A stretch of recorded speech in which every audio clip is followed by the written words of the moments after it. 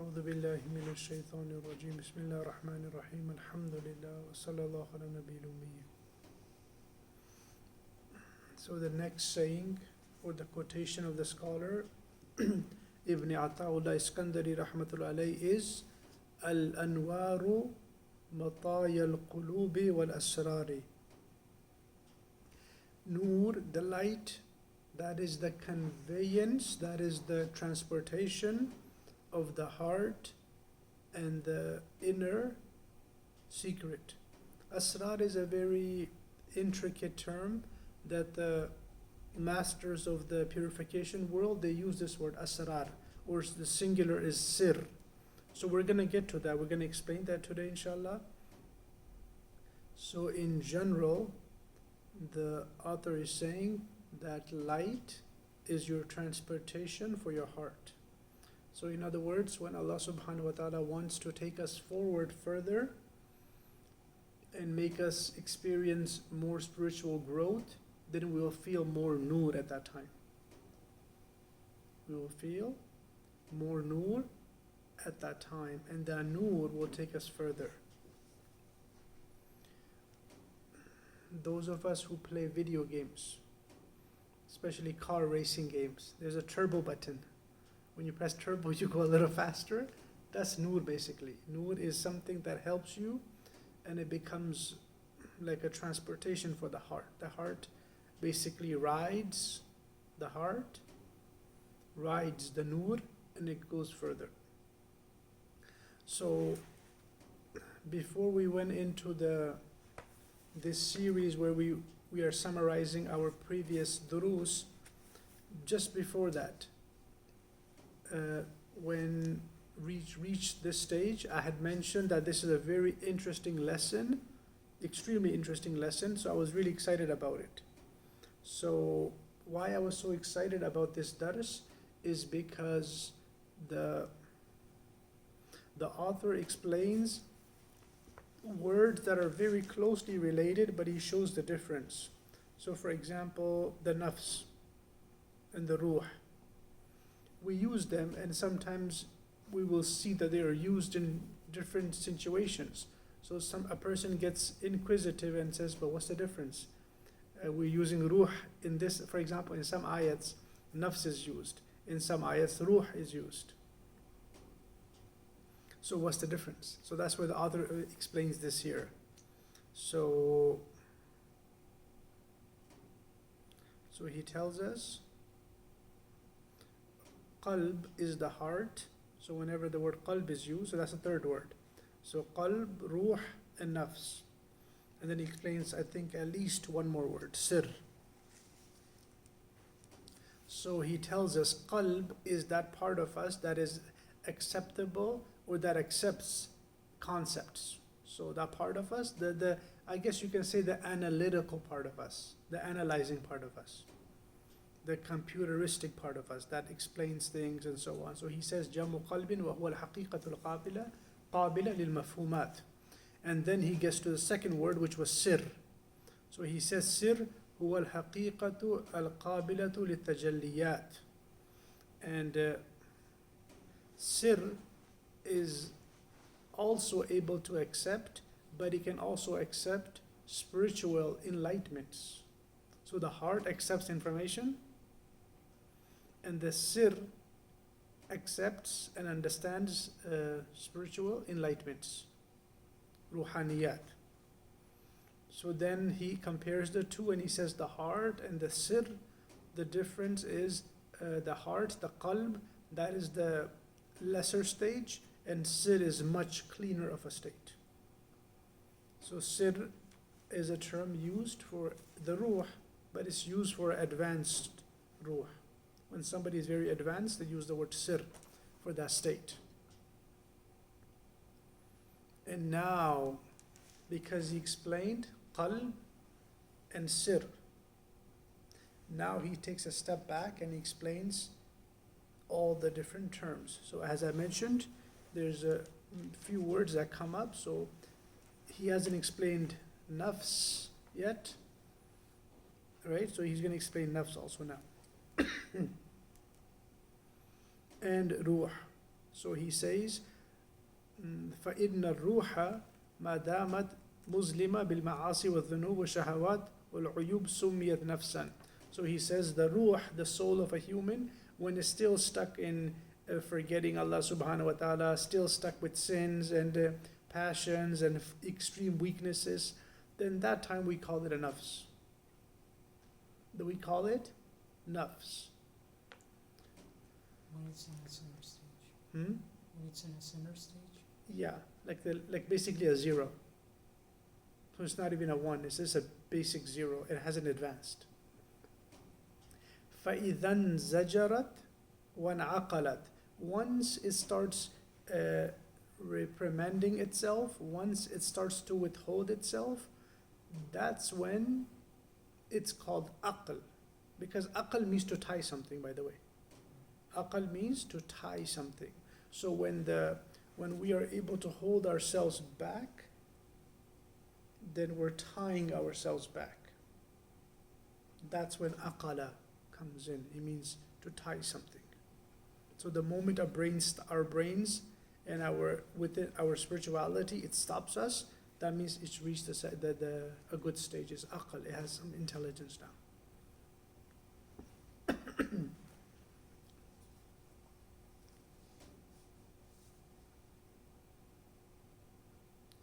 So it was nafs, initially the zero, then the next stage, what did he say? Aqal, yes. So aqal is when a person is able to hold himself back. But then he says another thing no, he continues actually. Then he says, what about qalb? Qalb means a heart. So what does qalb mean in this case now? Qalaba in Arabic, it means to change. So if I have a coin and I keep turning it, so it's in qalaba, it's changing its sides, the coin.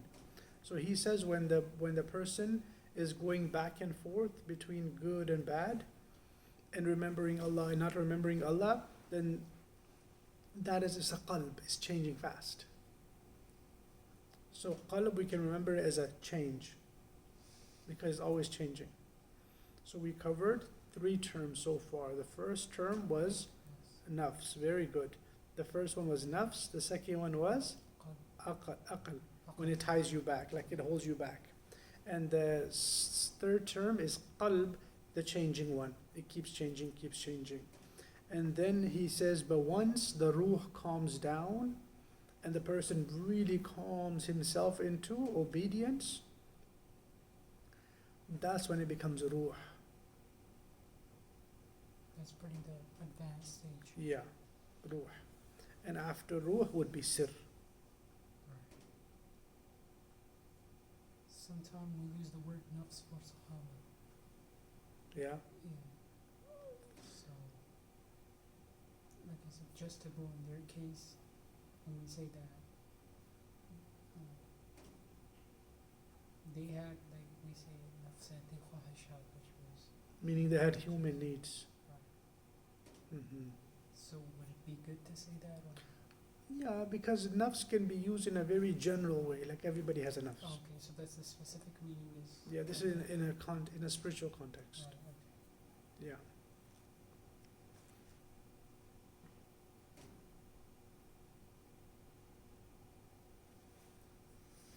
Then he mentions once a person becomes very perfected, then we can use the word sirr for that. So hopefully by next week I can have this written on a board and we can show it, inshallah. Inshallah.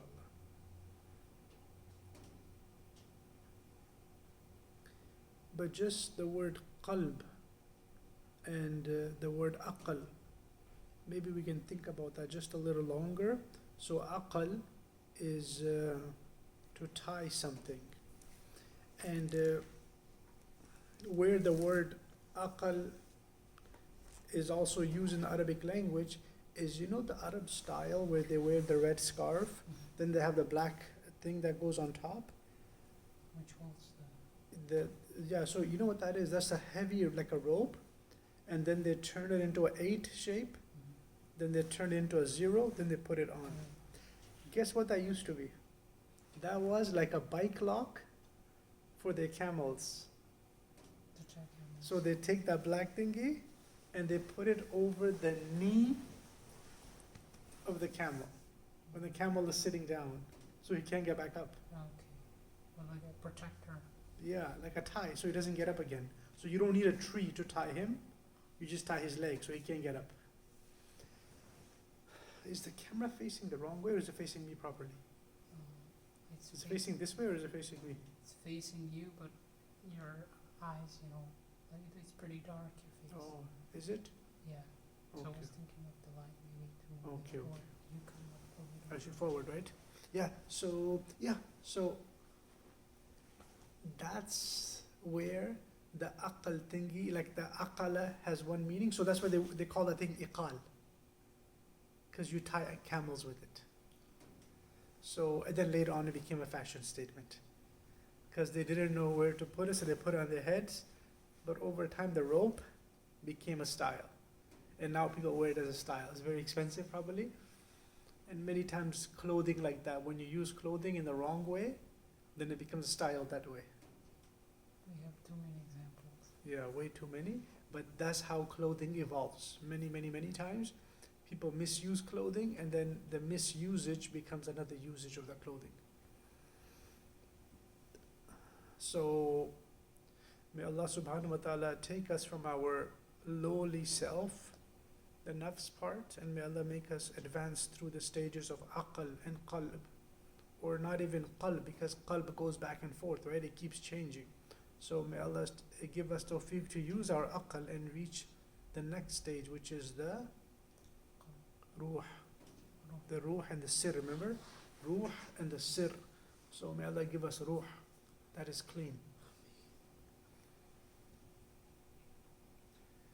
And as you had said, sometimes we use the word like other people had nafs, Sahaba had nafs. So at that time, a good way to remember would be, even if we want to just talk from the nafs terminology, there's 3 types of nafs mentioned in the Quran. The extremely bad nafs, the extremely good nafs, and the 50-50 where it's distracted and then it feels blame. It feels regret. So the really bad nafs is called Nafsul Ammara. Nafs Ammara is from the word Amara and it means to order. So the Quran mentions Inna nafsa la ammaratun bisu, that generally a nafs just wants to order us to do bad stuff. The nafs just wants to order us to do bad things. And then the opposite is Nafsul Mutma'inna, which is mentioned in Surah Al-Fajr at the end. So Nafsul Mutma'inna is used over there. So that it means it's really calm and it really is happy with obedience of Allah. And it's really mutma'in. Mutma'in means to be content, to be happy. So that is the high level. And the middle stage is called Nafsul Lawwama. Lawm, it means blame. So that soul that constantly blames a person. So if a person is sinning, then the nafs keeps saying, oh, why'd you do that? Oh, why'd you do that? Oh, why'd you do that? So that is the stage which is really an interesting stage, because the person is doing wrong, but he's also being constantly blamed. So it's actually counted as a good stage in Islam. Although it's a bad stage where the person is sinning a lot, but the nafs is constantly eating itself, like don't do it, don't do it, don't do it. And that's how a person starts listening to his Nafsul Lawwama, which is blaming him, and he doesn't want to hear the blame, because it's like a reminder from Allah subhanahu wa ta'ala, don't do it. So he starts going forward. And that's how he's able to get out of the Nafsul Lawwama state. And how special is Nafsul Lawwama? Allah subhanahu wa ta'ala takes a qasam by Nafsul Lawwama. And normally Allah subhanahu wa ta'ala only takes a qasam by very special things. So Allah subhanahu wa ta'ala takes a qasam by Nafsul Lawwama. So that means it is a good stage. And if you look at many people that end up having really bad mental states, and they have a lot of regret in their lives, especially people that do war crimes. So when they finish their war crimes and they come back to their homes, they start having more problems, mental problems. Is because the Nafsullah is eating them alive. It's saying, why'd you do it? Why'd you hurt innocent people? Why'd you hurt innocent people? And that's how the Nafsullah is trying to make him wake up and do something good about it, but the person doesn't do anything, so he starts going crazy. So it's really important to listen to the Nafsullah and progress forward, and listen to the reminders that come from within. Otherwise, they say even those reminders, if we don't listen to it for a long time, they might die out. And that's a really bad stage, where a person is sinning, but then he doesn't have any regret afterwards and doesn't have the desire to get out of his sins, and he just stays there in that state like, yeah, whatever, we all sin, we're all humans, we all sin. So becoming so complacent, yeah, and saying, oh yeah, we all sin, meaning that is a normal state. No, it's not a normal state, it's a really bad stage. We need to get out of it. So may Allah always keep us spiritually alive, and may Allah save us from spiritually dying. And may Allah never make it such that we fall so far away from Allah that we are not able to come back, and even the heart stops talking to us and doesn't remind us anymore. May Allah take us from strength to strength. وآخر دعوانا الحمد لله رب العالمين وصلى الله على نبي الأمين. Jazakallah Zabi-hullah for pushing me to do today's dars. Otherwise I was feeling so lazy, I wasn't going to do today's dars. So may Allah bless you, and may Allah take you from strength to strength also. Jazakallah khair. You can turn it off.